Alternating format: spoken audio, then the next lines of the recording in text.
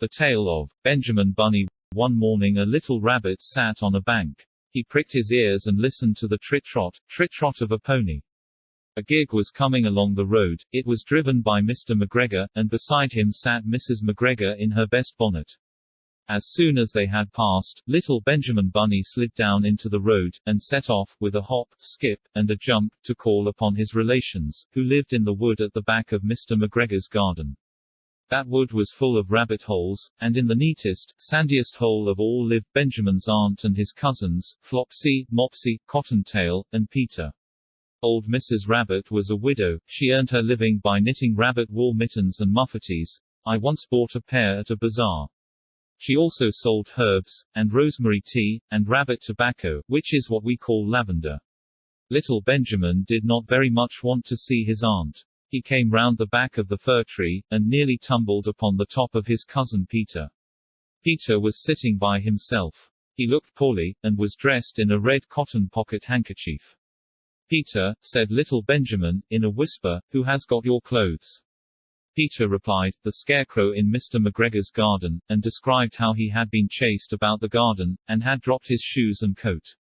Little Benjamin sat down beside his cousin and assured him that Mr. McGregor had gone out in a gig, and Mrs. McGregor also, and certainly for the day, because she was wearing her best bonnet. Peter said he hoped that it would rain. At this point old Mrs. Rabbit's voice was heard inside the rabbit hole, calling, "Cottontail!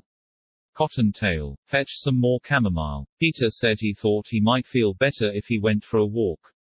They went away hand in hand, and got upon the flat top of the wall at the bottom of the wood. From here they looked down into Mr. McGregor's garden. Peter's coat and shoes were plainly to be seen upon the scarecrow, topped with an old tam-o'-shanter of Mr. McGregor's. Little Benjamin said, "It spoils people's clothes to squeeze under a gate. The proper way to get in is to climb down a pear tree." Peter fell down head first, but it was of no consequence, as the bed below was newly raked and quite soft. It had been sown with lettuces. They left a great many odd little footmarks all over the bed, especially little Benjamin, who was wearing clogs. Little Benjamin said that the first thing to be done was to get back Peter's clothes, in order that they might be able to use the pocket handkerchief. They took him off the scarecrow. There had been rain during the night, there was water in the shoes, and the coat was somewhat shrunk. Benjamin tried on the tam-o'-shanter, but it was too big for him. Then he suggested that they should fill the pocket handkerchief with onions, as a little present for his aunt. Peter did not seem to be enjoying himself. He kept hearing noises. Benjamin, on the contrary, was perfectly at home, and ate a lettuce leaf. He said that he was in the habit of coming to the garden with his father to get lettuces for their Sunday dinner. The name of little Benjamin's papa was old Mr. Benjamin Bunny. The lettuces certainly were very fine. Peter did not eat anything. He said he should like to go home. Presently he dropped half the onions. Little Benjamin said that it was not possible to get back up the pear tree with a load of vegetables. He led the way boldly towards the other end of the garden. They went along a little walk on planks, under a sunny, red brick wall. The mice sat on the doorsteps cracking cherry stones. They winked at Peter Rabbit and little Benjamin Bunny. Presently Peter let the pocket handkerchief go again. They got amongst flower pots, and frames, and tubs. Peter heard noises worse than ever. His eyes were as big as lollipops. He was a step or two in front of his cousin when he suddenly stopped.